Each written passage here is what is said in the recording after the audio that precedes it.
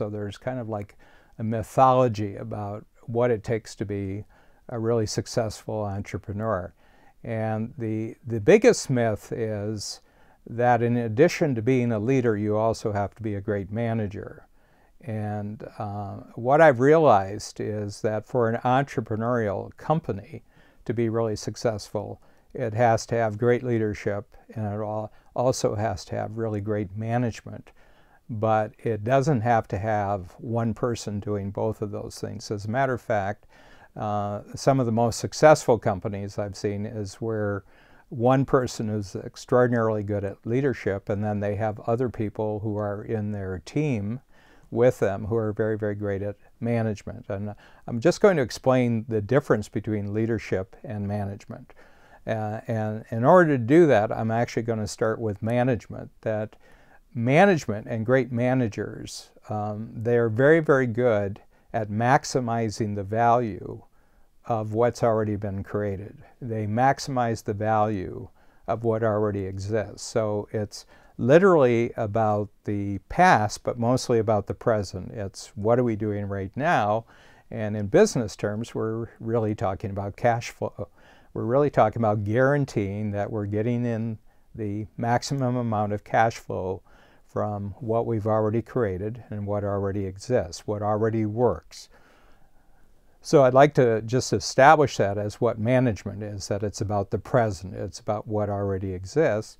And what leadership is what is it in the future that's going to be bigger and better than what already exists. So the whole role of leaders, the whole responsibility of leaders is to always be creating a future that for, in terms of the company's, the company's progress, its revenues, its profits, its reputation in the marketplace, its dominance of certain markets, because there's no point in being in a market if you're not dominating it in some unique way. That's the job of the leader, to look out what doesn't exist and then to create the conditions in which everything that exists already can jump to the next level in every area of performance in the company.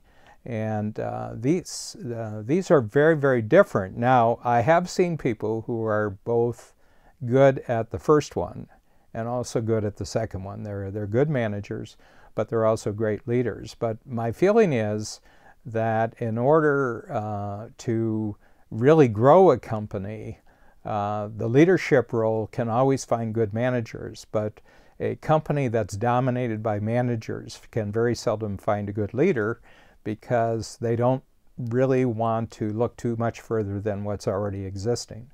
So that's the biggest difference that I would say. It's a big myth, and I've coached more than 6,000 entrepreneurs over the last 40 years, and I would say that 95% of the really successful ones were where the dominant skill of the lead entrepreneur is that they were great leaders.